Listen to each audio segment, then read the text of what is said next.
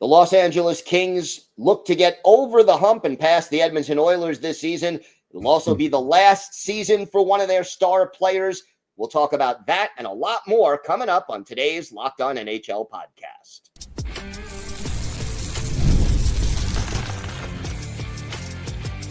You're Locked On NHL, your daily podcast on the National Hockey League. Part of the Locked On Podcast Network, your team every day. Gil Martin here. Welcome, everybody, to the Monday edition of the Locked On NHL podcast. We are part of the Locked On Podcast Network, your team every day. I want to thank everyone who makes Locked On NHL your first listen every day. Don't forget to subscribe on YouTube or wherever you listen to podcasts so you never miss an episode. Today's episode is brought to you by FanDuel. Download the FanDuel app now by visiting FanDuel.com and win $300 in bonus bets if your first $5 bet wins. It is my pleasure to welcome back to the show the host of Locked On LA Kings and a host of Locked On NHL Game Night, Eddie Garcia. And Eddie, interesting season coming up for the LA Kings. Let's start with Anze Kopitar because this is now officially his last go-round. What is his legacy with this team and how important is it for him to go out on a high note? Well, I think part of the reason why he's doing this now is he wants to go out on his own terms, right? He's on a team that is very likely going to be in the playoffs again, so he'll get to conclude his career with Stanley Cup playoff action, we think. He still has gas in the tank.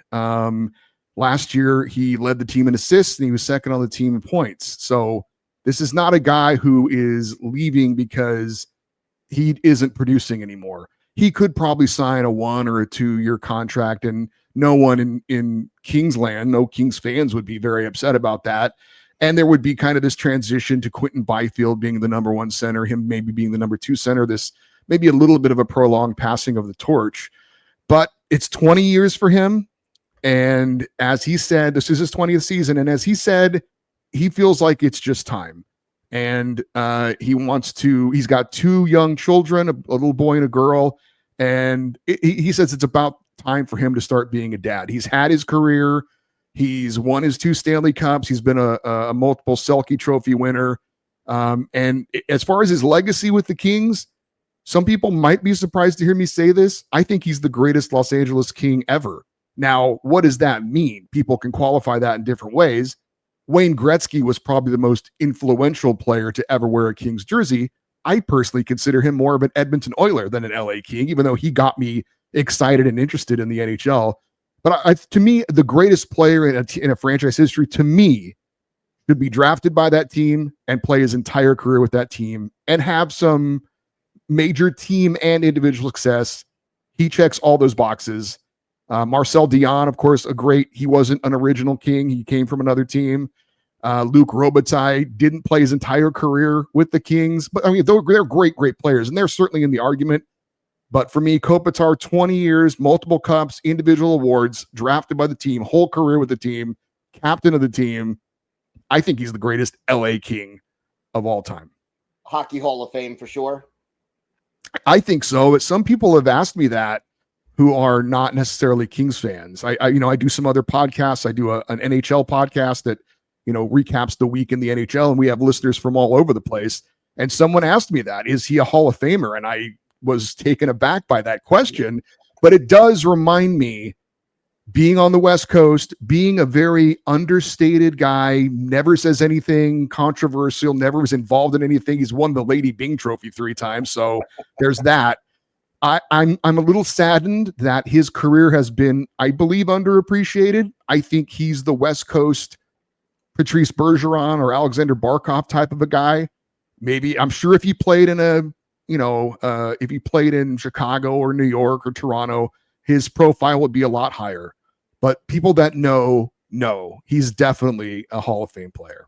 I agree 100%. So be interesting to see the farewell tour, so to speak, and always wish him the best. He's always been a class act on and off the ice. And Gil, I was a little surprised that he announced it before the season. I thought he would do a Dustin Brown and bow out quietly, at the end of the year. He said he wanted to get it out of the way. He didn't want to have the questions, and that's fair. He said it was a bit of a selfish move for him. Personally, I like it because I hope he gets some flowers in his final games across the NHL and gets a little recognition that he deserves. Very ironically, on his press conference when he announced this was his last year, it was also announced about an hour earlier that Dodger pitcher Clayton Kershaw was going to pitch his last. So even on the day that he announced it was going to be his last year, he got overshadowed. And that's just kind of Anze Kopitar. And I guarantee you, he didn't care one bit about that. He's always been fine being kind of in the shadows and just doing his thing. And the people who know, and that's all that matters to him. What's going on right now with the contract negotiations with Adrian Kempe? Where does it stand, and what is the significance of where it stands? Well, it's ongoing. Both sides appear to be saying all the right things. I think most importantly, Adrian Kempe is saying, I'm fine with it taking its time.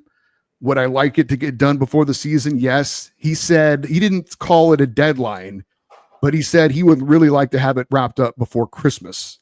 And I think all of us as Kings fans would like it wrapped up well before that. For people that don't know, because I think Adrian Kempe is a bit of an underrated player around the league. Yeah. He's the Kings' best player. He is a player. A lot of Kings players have to be like this, and he definitely is. He's a very underrated defensive player. Does it on both ends of the ice, is a great finisher. And he, unlike Anze Kopitar, has a bit of an attitude. He has an edge to him.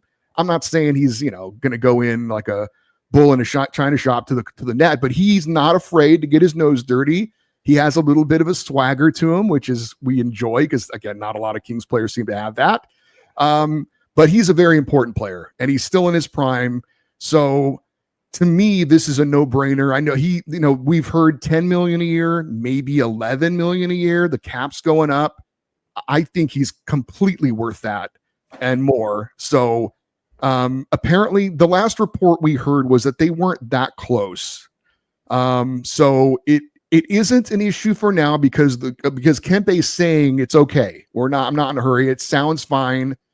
But as it goes along, certainly Kings fans will be a little bit more and more worried.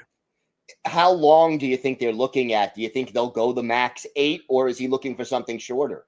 Yeah, both sides have said they would like it to go 8. So it's the years are not the issue. It's the dollars per year that apparently is the issue right now. We have another season coming up. Potentially, you don't want to see the Edmonton Oilers for the 5th straight year, or do you? No. No. What are the keys to success for the Kings this season, and who are some of the prospects or newer players who could impact that? Well, there are not a lot of prospects. The Kings cupboard is a little bit bare, sadly, at the moment. So the future, the near future could be an issue, but we'll see. They're focused, though, on the now. There are 2 younger players who I think are going to be keys for the Kings, and that's Quinton Byfield, who is the 1A, 1B top-line center with Anze Kopitar. When it's all said and done at the end of the year, he may get more minutes than Kopitar. So there's that transition that is kind of going on. And Brandt Clarke on defense. He had his first full season in the NHL last year. The coaching staff, he's an offensive defenseman in a sea of defensive defensemen for the Los Angeles Kings. He's, Doughty has that to his game as well, Drew Doughty. But he's really the young, dynamic kind of offensive defenseman that the Kings haven't really had in a while. So last year, the coaching staff challenged him, prove us you can fit into our defensive first scheme. Show us, we know what you can do offensively. Show us what you can do defensively. And the coaching staff has said, okay, he proved it to us. And the feeling is now we're taking the training wheels off. We're going to allow you, now that you've proven that you can get the job done defensively, we're now going to give you a little bit more rope to show what you can do offensively.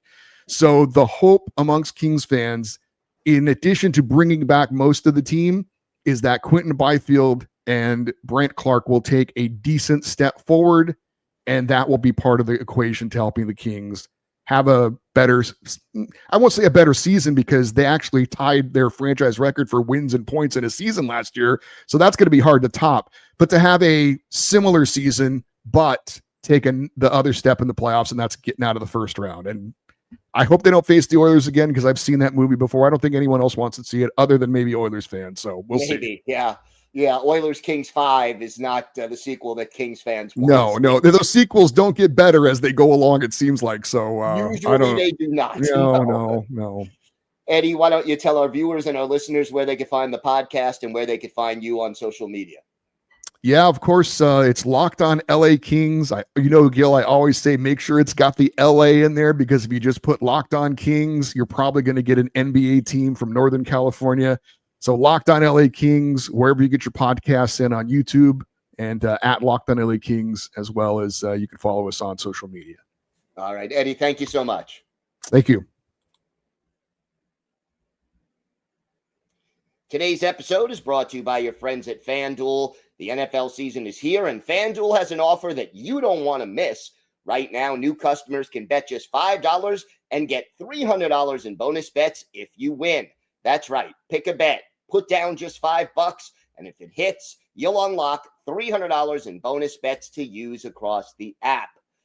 I love how FanDuel gives me so many ways to play. I've built parlays, I've tried player props, and even followed the live lines during games. It makes watching football even more exciting when you've got a little something riding on the action. So whether you're a casual fan or love diving into the stats, FanDuel makes the game day experience so much better.